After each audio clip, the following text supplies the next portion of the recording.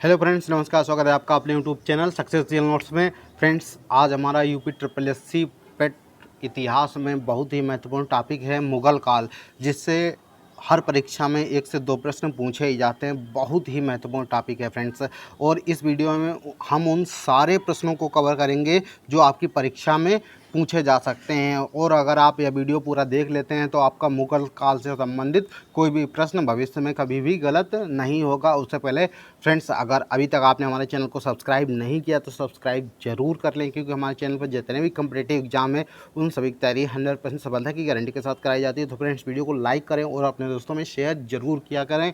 तो चलिए वीडियो को शुरू करते हैं। फ्रेंड्स, पहला हमारा क्वेश्चन तो यही पूछा जाता है कि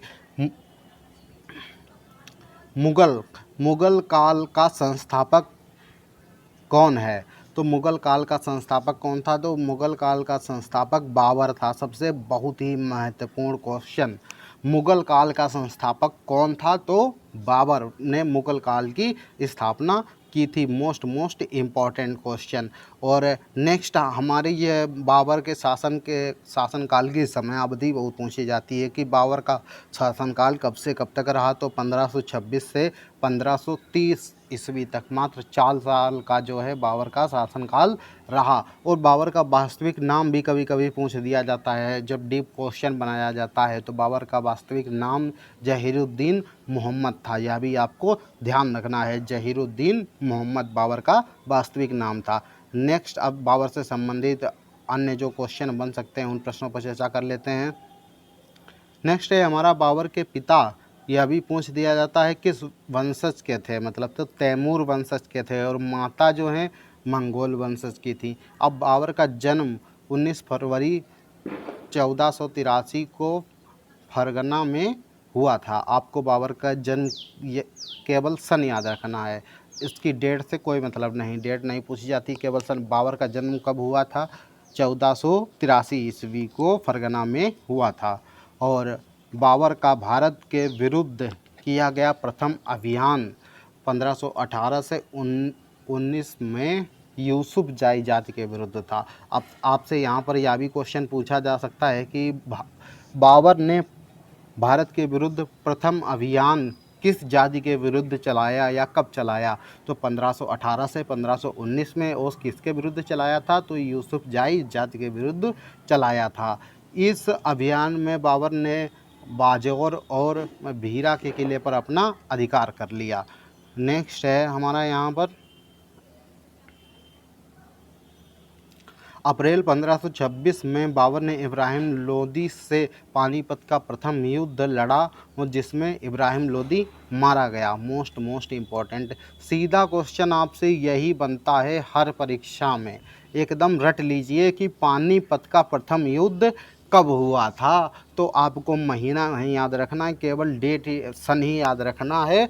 1526 में पानीपत का प्रथम युद्ध हुआ था। पूछा जाए किसके किसके बीच हुआ था, तो बाबर और इब्राहिम लोदी के बीच में हुआ था, जिसमें बाबर की विजय हुई थी और इब्राहिम लोदी मारा गया था। Most important. यहाँ से 2 से 3 प्रश्न इस तरीके से बन सकते हैं कि पानीपत का प्रथम युद्ध कब हुआ, तो 1526 में। अगर पूछा जाए कि पानीपत का प्रथम युद्ध किसके किसके बीच हुआ था, तो बाबर और इब्राहिम लोदी के बीच। और अगर पूछा जाए कि पानीपत के प्रथम युद्ध में किसके विजय हुई थी, तो बाबर विजयी हुआ था। आपको यह ध्यान रखना है, सबसे महत्वपूर्ण इम्पॉर्टेंट बात। नेक्स्ट है हमारा, इस युद्ध में बाबर ने पहली बार तुलगामा युद्ध पद्धति का प्रयोग किया। इस युद्ध में तोपों को सजाने में उस्मानी पद्धति का प्रयोग किया गया था। अब आप जब बहुत ज़्यादा कभी डीप क्वेश्चन बनाया जाता है, तब ऐसे आपसे क्वेश्चन पूछा जा सकता है कि तुलगामा युद्ध पद्धति किसके शासनकाल में प्रचलित थी। तो बाबर के शासनकाल में, आपको ध्यान रखना है। और इसमें जो तोपों को सजाने की प्रथा थी उसे उस्मानी पद्धति के द्वारा प्रयोग किया जाता था। नेक्स्ट है हमारा यहाँ पर फ्रेंड्स, जो क्वेश्चन बनना है सीधे मैं उसी पर बात कर रहा हूँ। आलतू फालतू में आपका बेफालतू समय बिल्कुल भी नहीं लूँगा। पानीपत के युद्ध में तोपखाने का नेतृत्व किसने किया था, यह भी क्वेश्चन पूछा जा सकता है। तो उस्ताद अली और मुस्तफ़ा खां नामक 2 योग्य अधिकारियों ने किया था, यह भी आपको ध्यान रखना है। मार्च 1527 में बाबर और राणा सांगा के बीच खानवा का युद्ध लड़ा गया। इस युद्ध में बाबर ने जिहाद का नारा दिया, सबसे महत्वपूर्ण बात। और दूसरा हमारा नया क्वेश्चन एक तैयार हो जाता है, कई बार परीक्षा में बार बार पूछा गया है कि 15 पहले तो क्वेश्चन यह पूछा जाता है कि खानवा का युद्ध कब हुआ था, बहुत ही पूछा गया है। तो खानवा का युद्ध 1527 में हुआ था। किसके किसके बीच हुआ था, तो बाबर और राणा सांगा के बीच में हुआ था। और बाबर ने जिहाद का नारा किस युद्ध के दौरान दिया था, तो खानवा युद्ध के दौरान बाबर ने जिहाद का नारा दिया था। यह भी क्वेश्चन बहुत ही पूछा जाता है, मोस्ट इम्पॉर्टेंट। आप इतना ध्यान रखिए कि बाबर ने 4 साल शासन किया, उसने चारों साल युद्ध लड़ा और चारों साल वो लगातार जीता भी। तो फ्रेंड्स, खानवा का युद्ध 1527 में बाबर और राणा सांगा के बीच लड़ा गया और इसी युद्ध में उसने जो है जिहाद का नारा दिया था, मोस्ट इम्पॉर्टेंट है। और नेक्स्ट हमारा आता है कि जनवरी 1528 में चंदेरी के शासक मेदिनी राय और बाबर के बीच चंदेरी का युद्ध लड़ा गया था। देखिए, अब 1528 में फिर इसने एक युद्ध लड़ लिया, मतलब लगातार हर एक साल जो है युद्ध लड़ता ही गया। तो 1528 में पूछा जाता है कि चंदेरी का युद्ध कब हुआ था, तो चंदेरी का युद्ध 1528 में हुआ था। आप ऐसे ध्यान रख सकते हैं, पहले पानी पिया, पानी पीकर जो है फिर खाना खाया और फिर जो है पानी कब पिया, 26 में, खाना कब खाया, 27 में, और खाना खाकर छत के ऊपर चले गए चंदा मामा देखने के लिए, कब, 1528 में। तो 1528 में बाबर जो है, बाबर और किसके बीच युद्ध हुआ था, चंदेरी का युद्ध, मेदिनी राय, बाबर और मेदिनी राय के बीच जो है किसका युद्ध हुआ, चंदेरी का युद्ध हुआ था, मोस्ट इम्पॉर्टेंट। नेक्स्ट है हमारा 1529 में फिर इसने ये युद्ध लड़ा।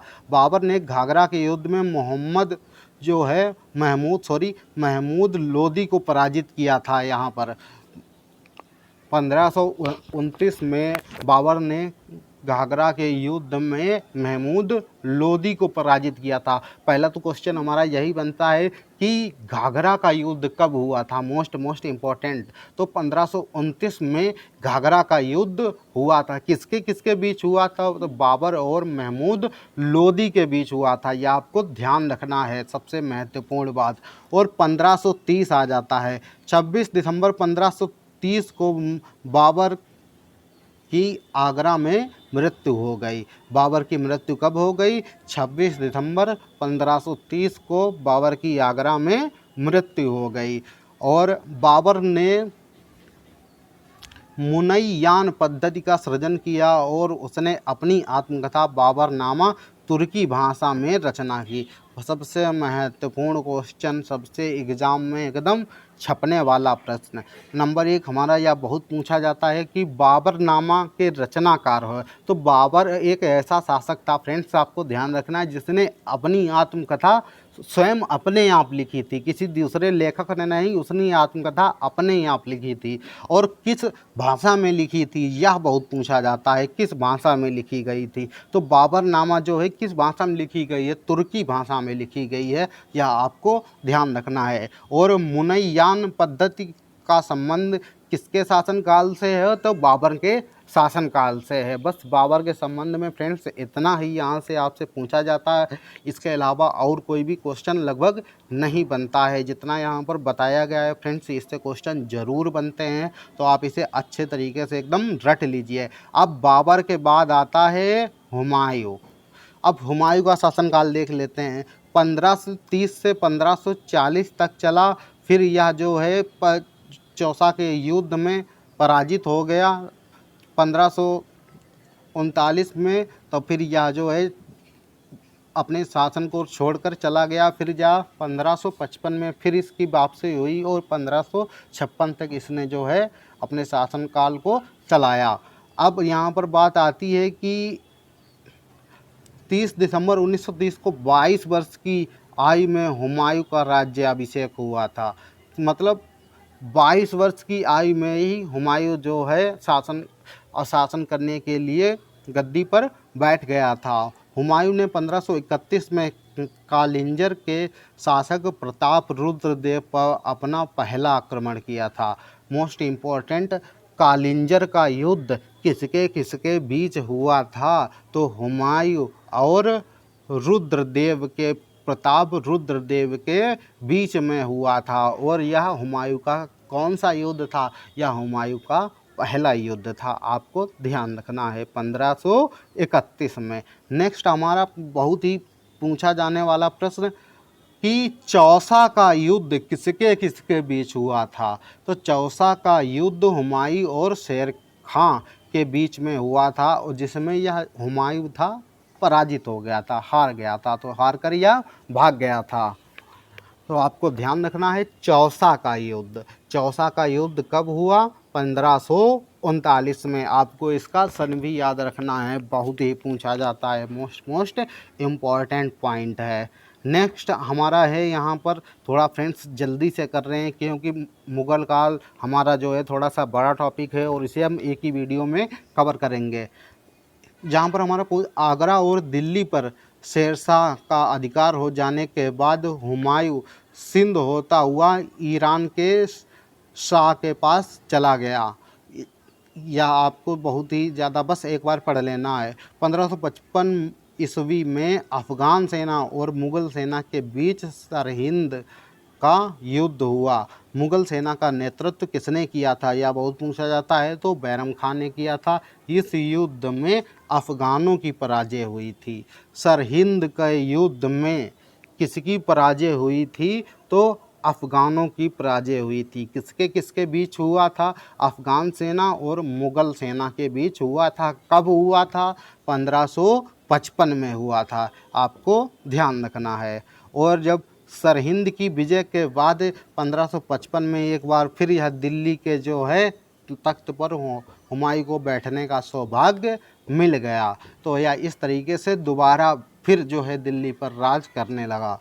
हुमायूं के दूसरी बार बादशाह बनने के एक साल बाद जनवरी 1556 ईस्वी में दीन पनाह नगर के पुस्तकालय की सीढ़ियों से गिरने के कारण इसकी मृत्यु हो गई। अब हमारा क्वेश्चन यहाँ पर बहुत यह पूछा जाता है कि ऐसा कौन सा शासक है जिसकी सीढ़ियों के गिरने के कारण उसकी मृत्यु हो गई थी? तो ऐसा हमारा ये हुमायूं शासक था जिसकी सीढ़ियों पर से गिरने के कारण इसकी मृत्यु हो गई थी। मोस्ट इम्पॉर्टेंट टॉपिक है, बहुत ही क्वेश्चन पूछा जाता है, तो आपको ध्यान रखना है। अब हुमायूं के बाद कौन आया? हुमायूं के बाद भाई आ गया अकबर। अकबर का शासनकाल, आपको शासनकाल सभी का याद रखना है, कब से कब तक रहा? 1556 से 1605 तक। कब से कब तक रहा? 1556 से 1605 तक इसका शासनकाल रहा, लगभग 50 साल। ठीक है।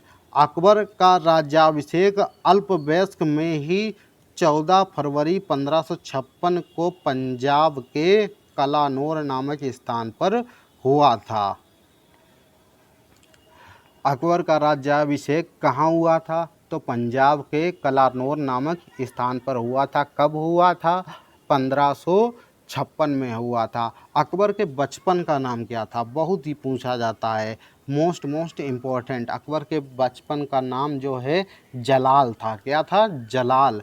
और अकबर के शिक्षक का नाम क्या था? अब्दुल लतीफ़। या भी आप एक बार ध्यान रख लीजिए। और नेक्स्ट हमसे यहाँ पर क्वेश्चन बन सकता है कि 1556 से 1560 तक बैरम खान ने अकबर को प्रशासन में संरक्षण दिया। बैरम खां की ईमानदारी के कारण उसे खान ए खाना की उपाधि से सम्मानित किया गया। अब हमारा क्वेश्चन यहाँ पर यह बहुत पूछा जाता है कि खान ए खाना की उपाधि किसने दी थी? तो अकबर ने दी थी।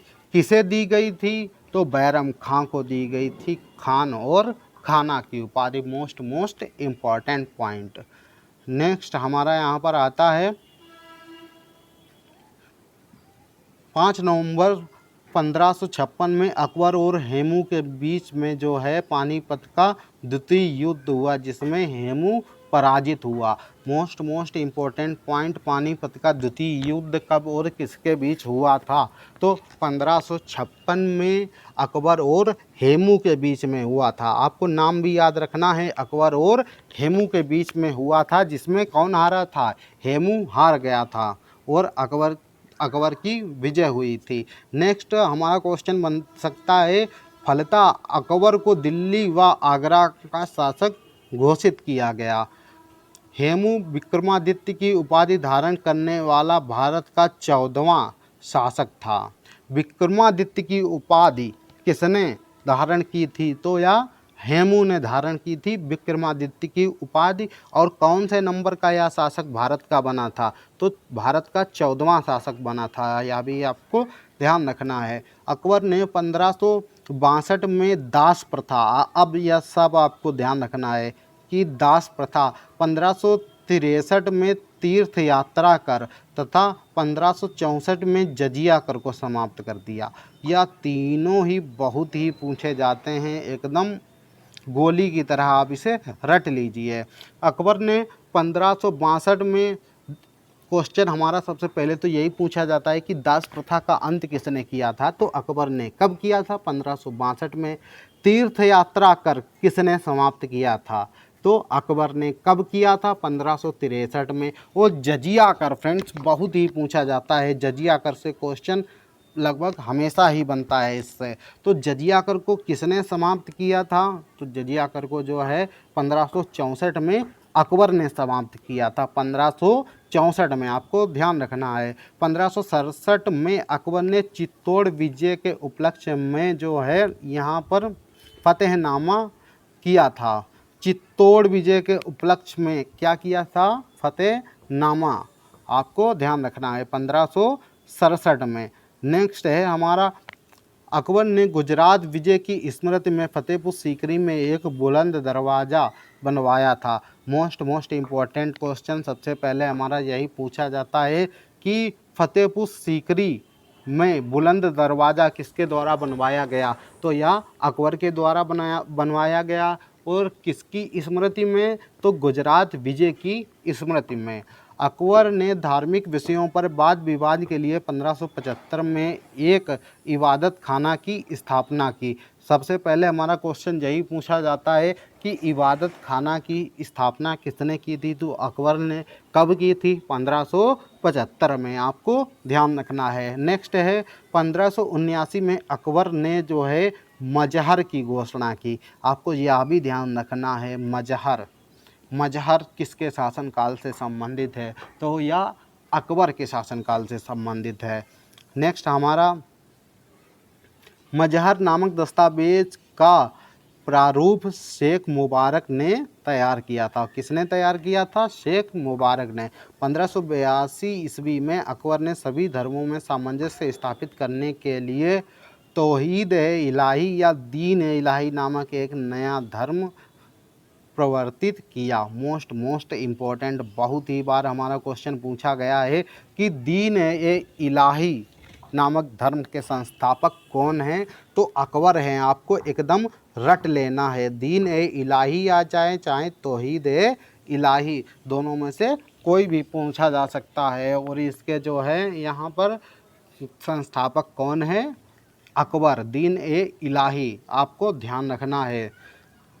सूफी मत में आस्था जताते हुए अकबर ने चिश्ती संप्रदाय को प्रश्रय दिया।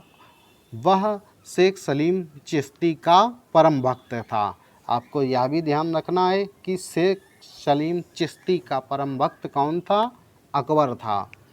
1583 में अकबर ने एक नए कैलेंडर इलाही संवत को जारी किया। अब यह आपको बिल्कुल रट ही लेना है कि इलाही संवत किसने चलाया था? तो अकबर ने चलाया था। कब चलाया था? 1583 में चलाया था। 1583 में इलाही संवत अकबर के द्वारा चलाया गया। Most important point. Next, Akbar ने दरबारी लेखक अबुल फजल ने अकबरनामा ग्रंथ की रचना की। अकबर के जो है यहाँ पर दरबारी लेखक कौन था? अबुल फजल, जिसने किसकी रचना की? अकबरनामा की। आपको ध्यान रखना है, बहुत ही क्वेश्चन पूछा जाता है। अकबरनामा की रचना किसने की? तो अबुल, आ से अकबर, आ से अबुल फजल, अबुल फजल ने अकबरनामा की रचना की। चार बाग बनाने की प्रथा किसने शुरू की थी? तो अकबर ने। अकबर वाद्य यंत्र नगाड़ा बजाने का शौकीन था। आपको यह भी ध्यान रखना है, मोस्ट इम्पॉर्टेंट पॉइंट। फिर नेक्स्ट इसके बाद शासनकाल आता है जहांगीर का, 1605 से 1627 ईस्वी तक। आपको ध्यान रखना है, 1605 से 1627 ईस्वी तक। जहांगीर का जन्म 1569 में शेख सलीम चिश्ती के आशीर्वाद से मरियम उज्जमानी से हुआ था। आपको ध्यान रखना है, कब हुआ था इसका जन्म? 1569 में। आपको बस इतना ध्यान रखना है। अक्टूबर 1605 में अकबर की मृत्यु के बाद सलीम नूरुद्दीन मोहम्मद जहांगीर बादशाह गाजी की उपाधि से मुगल साम्राज्य का शासक बना। बादशाह गाजी की उपाधि किसने धारण की थी? Most important. तो यह जो है उपाधि जहांगीर ने धारण की थी। और जहांगीर के बचपन का नाम क्या था? बहुत ही पूछा जाता है। जहांगीर के बचपन का नाम सलीम था। आपको ध्यान रखना है, मोस्ट इम्पॉर्टेंट फैक्ट है। नेक्स्ट है हमारा नूरजहां, किसकी पत्नी थी? अकबर की पत्नी थी। आपको ध्यान रखना है, नूरजहां का विवाह किसके साथ हुआ था? तो नूरजहां का विवाह जो है जहांगीर के साथ हुआ था, अकबर के साथ नहीं। इन दोनों का विवाह कब हुआ था? 1611 ईस्वी में हुआ था। नूरजहां के बचपन का नाम, यह भी बहुत पूछा जाता है। बहुत ही मोस्ट इम्पॉर्टेंट क्वेश्चन है कि नूरजहां के बचपन का नाम क्या था? तो मेहरुन्निसा नूरजहां के बचपन का नाम था। या मेहरुन्निसा के नाम से किसे जाना जाता है? तो नूरजहां को जाना जाता है। आपको क्वेश्चन मतलब रटा होना चाहिए, किसी भी तरीके से एग्जामिनर पूछ दे तो आपका आंसर उसमें गलत नहीं होना चाहिए। और नूरजहां के पिता का नाम क्या था? ग्यास बेग, नूरजहां के पिता का नाम था।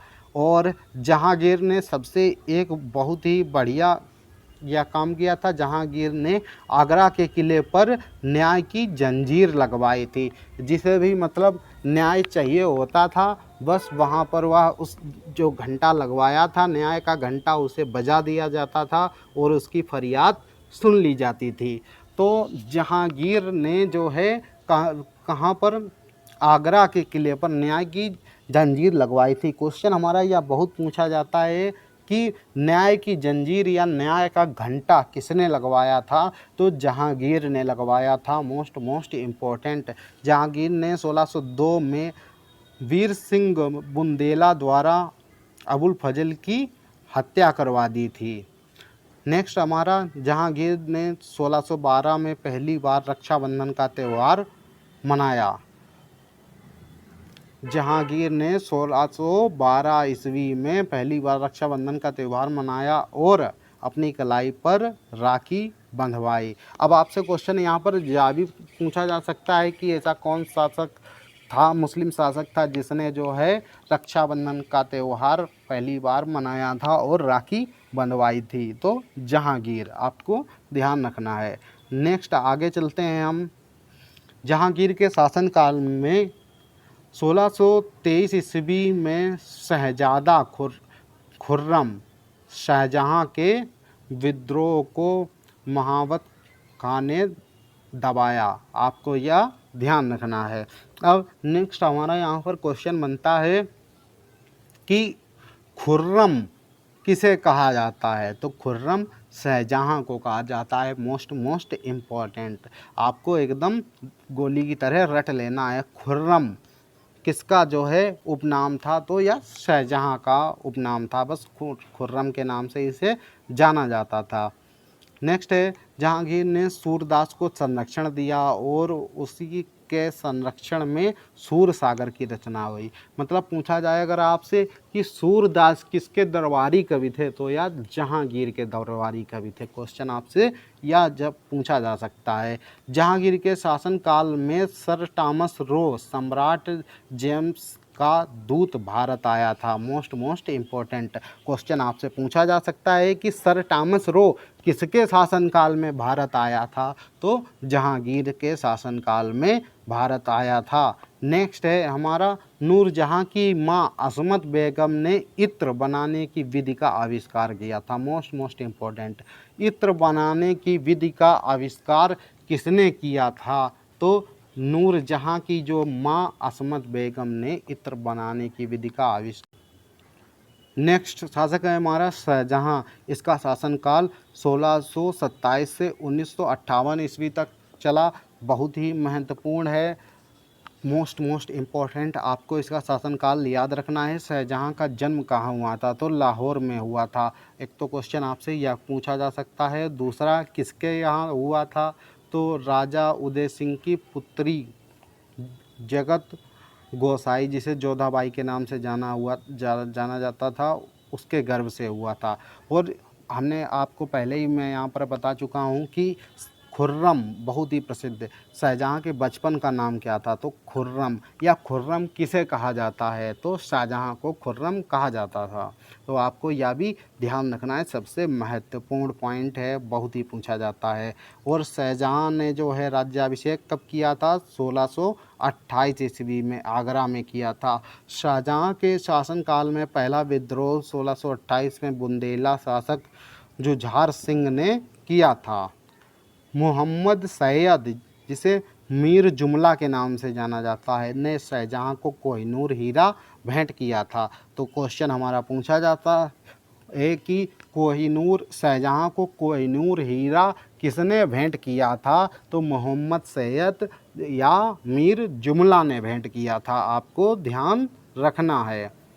नेक्स्ट है हमारा पॉइंट, अपनी बेगम मुमताज़ महल की याद में शाहजहाँ ने आगरा में ताजमहल का निर्माण करवाया। या तो लगभग सभी को क्वेश्चन मालूम होगा कि ताजमहल किसने बनवाया था, तो ताजमहल शाहजहाँ ने बनवाया था। किसकी याद में, अपनी बेगम मुमताज़ महल की याद में। नेक्स्ट है हमारा कि 1638 ईस्वी में शाहजहाँ ने अपनी राजधानी आगरा से दिल्ली स्थानांतरित किया। यह भी क्वेश्चन बहुत ही पूछा जाता है कि शाहजहाँ ने कब आगरा से दिल्ली अपनी राजधानी स्थानांतरित की थी, तो 1600 जो है 38 में की थी। कहाँ की थी, आगरा से दिल्ली, आपको ध्यान रखना है।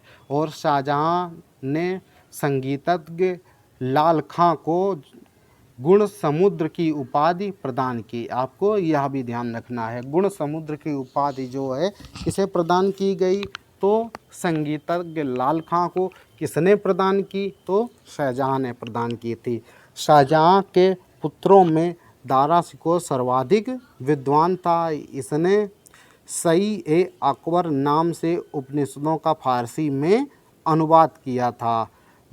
दारा और औरंगजेब के बीच 15 अप्रैल 1658 ईस्वी में धर्मट का युद्ध हुआ। आपको ध्यान रखना है कि धर्मट का युद्ध कब हुआ, तो 1658 ईस्वी में किसके किसके बीच हुआ, दारा और औरंगजेब के बीच हुआ था। आपको यह ध्यान रखना है।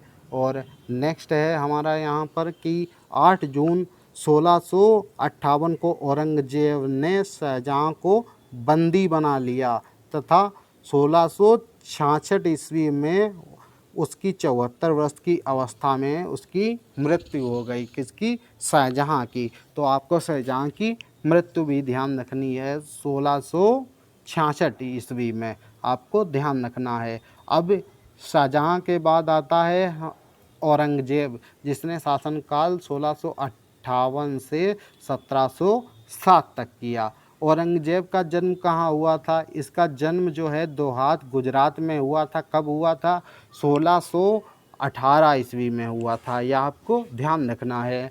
1637 में दिलरास बानो बेगम के साथ औरंगजेब का निकाह हुआ था। आपको इसकी पत्नी का भी नाम ध्यान रखना है। नेक्स्ट है 1658 में औरंगजेब ने आगरा में अपना राज्याभिषेक करवाया। इसके बाद देवराय के युद्ध में सफल होने के बाद 1659 में औरंगजेब ने दिल्ली में दूसरी बार अपना राज्याभिषेक करवाया था। दिल्ली में दूसरी बार राज्याभिषेक औरंगजेब ने कब करवाया? तो 1659 ईस्वी में, आपको ध्यान रखना है। नेक्स्ट है हमारा मीर मोहम्मद हकीम किसके गुरु थे? तो यह औरंगजेब के गुरु थे, आपको ध्यान रखना है। मीर मोहम्मद हकीम औरंगजेब के गुरु थे। औरंगजेब किस धर्म को मानता था? तो यह सुन्नी धर्म को मानता था। और मोस्ट इम्पोर्टेंट क्वेश्चन पूछा जाने वाला, कई बार परीक्षा में पूछा गया है कि जिंदा पीर के नाम से किसे जाना जाता है? तो फ्रेंड्स, औरंगजेब को जिंदा पीर के नाम से जाना जाता था। तो आपको यह ध्यान रखना है, बहुत ही क्वेश्चन पूछा गया है। और औरंगजेब ने ही 1679 में जजिया कर को पुनः लागू किया था। समाप्त किसने किया था? अकबर में। और लागू किसने किया? या जो है फिर औरंगजेब ने जजिया कर को पुनः लागू कर दिया। 1663 ईस्वी में औरंगजेब ने सती प्रथा पर प्रतिबंध लगा दिया। अब सती प्रथा पर प्रतिबंध किसने लगाया था? तो औरंगजेब ने 1663 ईस्वी में यह प्रतिबंध लगाया था। औरंगजेब ने शिवाजी को राजा की उपाधि दी थी। यह भी आपको जो है ध्यान रखना है। शिवाजी को उसने कौन सी उपाधि दी थी? तो राजा की उपाधि दी थी। औरंगजेब ने 1668 में हिंदू त्योहारों और उत्सवों को मनाए जाने पर रोक लगा दी। यह एक कट्टर मुस्लिम शासक था। इसे एक कट्टर मुस्लिम शासक के नाम से भी जाना जाता है, तो आप इसे भी याद रखिए। और लास्ट है हमारा, यहाँ पर इसके बारे में पॉइंट देख लेते हैं। 1685 में बीजापुर और 1687 में गोलकुंडा को औरंगजेब ने मुगल साम्राज्य में मिला लिया। किसे किसे मिलाया? गोलकुंडा और बीजापुर को, आपको ध्यान रखना है। 1685 और 1687 में। और औरंगजेब की मृत्यु कब हुई थी? औरंगजेब की मृत्यु 20 फरवरी 1707 को हुई थी। आपको सन जरूर ध्यान रखना है, क्योंकि पिछली बार पेट में सन ही पूछ दिया गया था। और औरंगजेब ने औरंगाबाद में बीवी का मकबरा का निर्माण करवाया था। यह बहुत ही क्वेश्चन पूछा जाता है कि बीवी का मकबरा किसने बनवाया था? औरंगजेब ने। कहाँ बनवाया था? औरंगाबाद में बनवाया था। Most important. अब मुग़ल काल के प्रमुख अधिकारी से संबंधित यहाँ पर जो है 3-4 फैक्ट हैं, उन्हें भी देख लेते हैं कि मुग़ल काल में सूबे प्रांतों में शांति स्थापित करने के लिए मुग़ल काल में किसे नियुक्त किया जाता था? क्वेश्चन आपसे ऐसे पूछे जाएगा, तो सूबेदार को नियुक्त किया जाता था। या तो आपसे क्वेश्चन पूछ दिया जाएगा कि मुग़ल काल में दीवान का कार्य क्या होता था? तो दीवान का कार्य प्रांतीय राजस्व का प्रधान होता था। प्रांतीय सैन्य प्रधान कौन कहलाता था? क्या पद कहलाता था? तो उसे जो है बख्शी कहा जाता था। और नगर प्रधान को क्या कहा जाता था? नगर प्रधान को कोतवाल कहा जाता था। परगने का प्रमुख अधिकारी को क्या कहा जाता था? तो उसे सिकदार कहा जाता था। जिले का प्रमुख राजस्व अधिकारी को क्या कहा जाता था? तो उसे अमल गुजार कहा जाता था। Most important. और लास्ट है हमारा, ग्राम के कृषकों से प्रत्यक्ष संबंध बनाना एवं लगान निर्धारित करने को क्या कहा जाता था? उसे आमिल कहा जाता था मुग़ल काल में। तो फ्रेंड्स, यह था हमारा पूरा मुग़ल काल, जिससे जो भी प्रश्न इम्पोर्टेंट बन सकते थे, मैंने यहाँ पर सारे प्रश्न आपको करवा दिए हैं। और इसके अलावा जो है कोई भी क्वेश्चन मुगल काल से संबंधित लगभग नहीं पूछा जाएगा। फ्रेंड्स, अगर आप यह पूरा वीडियो अच्छे से 1 से 2 बार देख लेते हैं तो आपके सारे क्वेश्चन जो हैं एकदम क्लियर हो जाएंगे और आपका जो है मुगल काल से संबंधित कोई भी प्रश्न गलत नहीं होगा। तो फ्रेंड्स, अगर वीडियो अच्छा लगा हो तो लाइक ज़रूर करें और अपने दोस्तों में शेयर ज़रूर किया करें, क्योंकि फ्रेंड्स अगर हम आपके लिए इतनी मेहनत करते हैं तो मात्र आप 1 सेकंड में वीडियो को लाइक और चैनल को सब्सक्राइब और अपने दोस्तों में शेयर कर सकते हैं। तो फ्रेंड्स, मिलते हैं अगले वीडियो में, तब तक के लिए जय हिंद, जय भारत।